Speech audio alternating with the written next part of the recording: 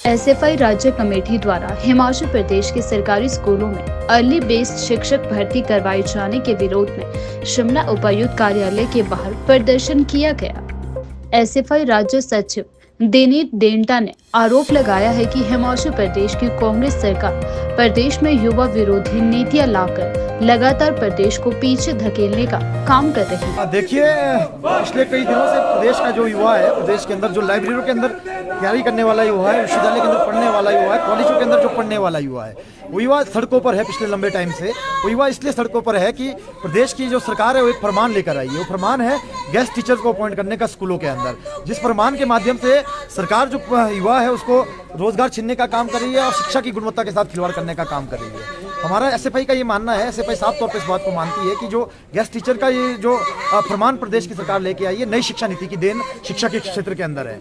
नई शिक्षा नीति जो केंद्र की सरकार, मोदी सरकार बिना किसी तैयारी के, एनडीए 2 की जब सरकार थी तो उस टाइम बिना किसी तैयारी के, बिना किसी चर्चा के, बिल्कुल संवैधानिक तरीके से इस नई शिक्षा नीति को लागू करने का काम करी थी, जिसके माध्यम से हम पहले से बोल रहे थे कि शिक्षा का व्यापारीकरण किया जा रहा है, शिक्षा के स्तर को गिराया जा रहा है, शिक्षा का भगवाकरण किया जा रहा है और अपने चहेतों को भर्ती करने का काम किया जा रहा है। उसका एग्जाम्पल हिमाचल प्रदेश विश्वविद्यालय के अंदर हमने देखा कि 200 से ज्यादा प्रोफेसर जो है वो बिल्कुल अपने लोगों को भरा गया।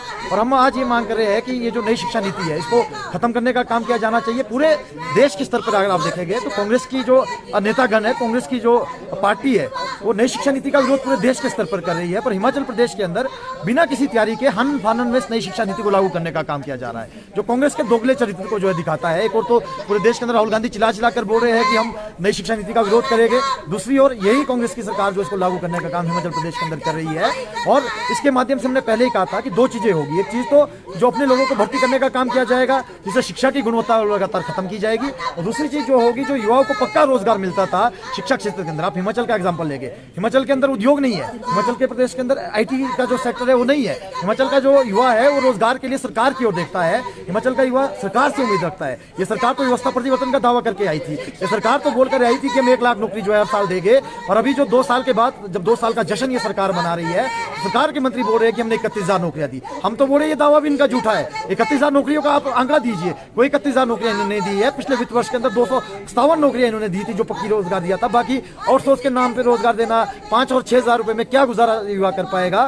तो ये हमारा मानना है कि इस शिक्षा के जो गुणवत्ता उसके साथ खिलवाड़ नहीं किया जा सकता है। प्रदेश की सरकार को इसके बारे में चिंता करनी चाहिए। प्रदेश के जो मुख्यमंत्री है, प्रदेश के जो शिक्षा मंत्री है, वो लगातार मीडिया के माध्यम से बताने की कोशिश कर रहे हैं कि युवाओं के रोजगार को ये नहीं छीनेगा, जो कि बिल्कुल झूठ है। क्योंकि आप जानते हैं किसी भी क्षेत्र के अंदर जब किसी परमानेंट वैकेंसी की जगह आउटसोर्स के एम्प्लॉय को रखा जाता है तो बाद में उस वैकेंसी को खत्म किया जाता है।